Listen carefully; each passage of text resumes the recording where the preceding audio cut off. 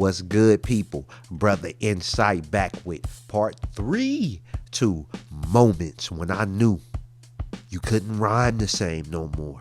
A MC done came along and upgraded the whole rhyming game, raised the bar, took it to another level. Whatever you was doing before, throw that shit in the trash, because this dude done came and changed the whole craft. You gotta upgrade your shit. Change a foot.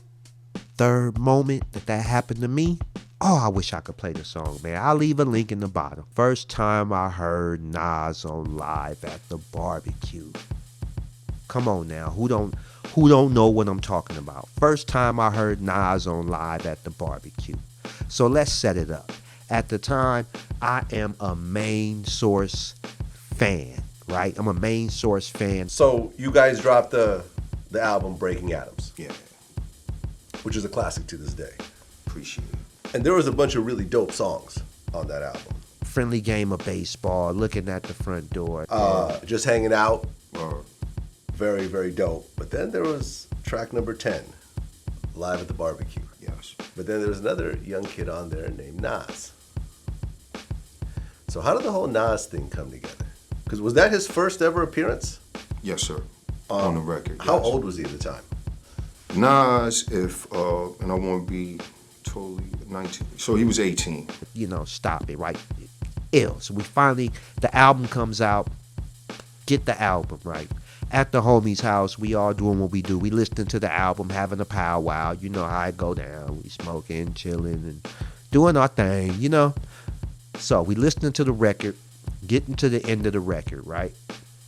We chit-chatting, you know, while we listening to it. Comes on.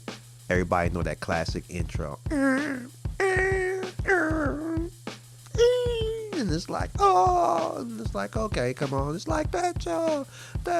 It's like, okay, you know, we listening to it. We still doing the idle chatter type thing, talking to each other, smoking, doing our thing.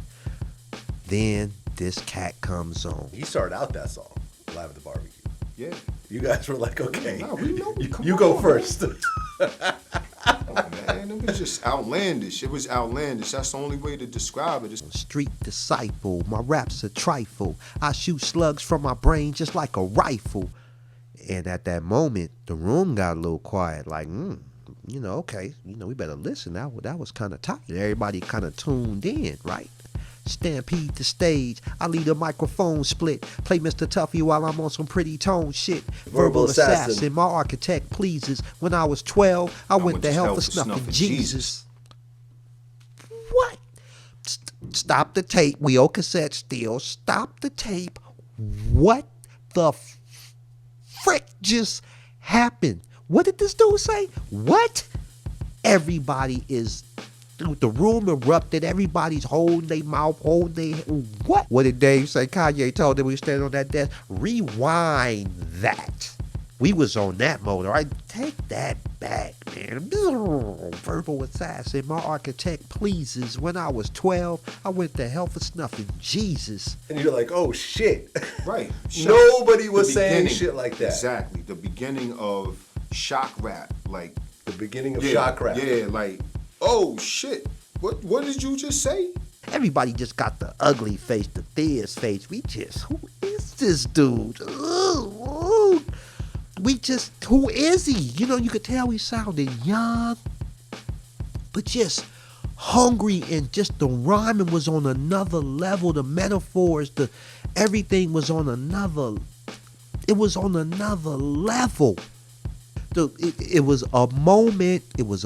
I couldn't tell you how many times we rewound that tape and listened to that verse. This new guy on Main Source's album on the last little crew party cut. It's like that, y'all. Not the most fantastic beat, Bob James sample, classic, but not the most fantastic. He murdered. It was just amazing. It was jaw-dropping. We was all taken aback. We was thrown for a loop. And I had that thought in my head. Can't rhyme the same no more. Cannot. Whatever I was doing then, after those other moments, and I thought I had upgraded my style, because at the time I'm listening to G.O.A.T and other cat. I'm thinking I'm up. This dude came through and I knew it humbled me. Like, I can't rhyme the same no more. The bar has been raised. Nobody's gonna rhyme the same anymore from now on. I knew it then.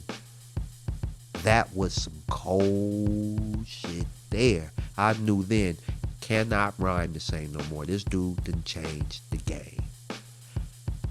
Fast forward, we're talking about the godson, Nasty Nas, Nasir Jones, one of the greatest MCs to ever do it. For anybody getting into this rhyme thing, that's how you introduce yourself. That's how you make an introduction to the game. That's how you do it. That's hip hop 101. Because as you can see, decades later, still talking about that one verse on the end of somebody else's album. Cold piece of work, man. Cold piece of work. That's all I'm gonna do. That was part 3. That's the final moment. If I had to throw a notable in there, another moment where I said, can't rhyme the same no more, it would have to be Weezy, baby. It would have to be Lil Wayne when a Millie dropped. Now, mind you, he was cutting up before then. He was really cutting up. But y'all gotta admit, by the time that dude got to that one, that a Millie, oh God, his style, every word, bar for bar for bar for bar. He was literally murking everybody. Everybody. And I knew when I heard that, they were talking about this is the song that saved hip hop, that brought the game back and all that. Yup. I knew from that moment, can't rhyme. It was another one of the moments. Can't rhyme the same no more. You got to step it up. You have to step it up.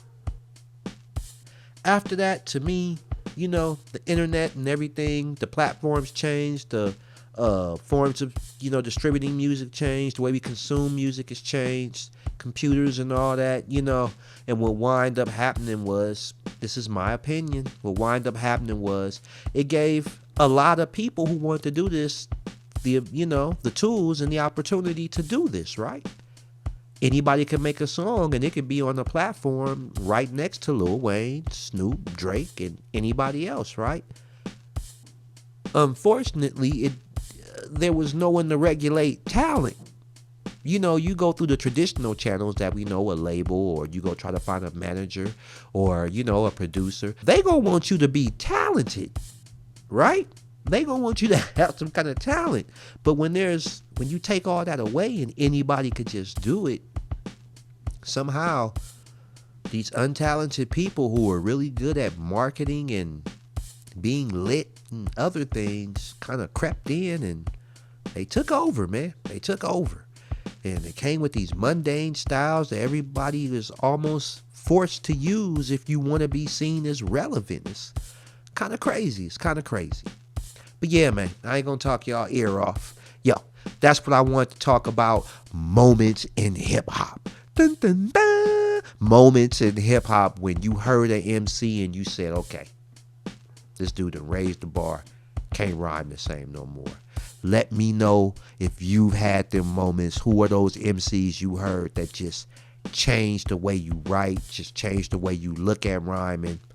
Let me know, man. Drop a comment, respond with a video. Hey, thank you for watching Scheme TV. I am your brother Insight. I'm going to get back at y'all with another one. Stay tuned. Peace.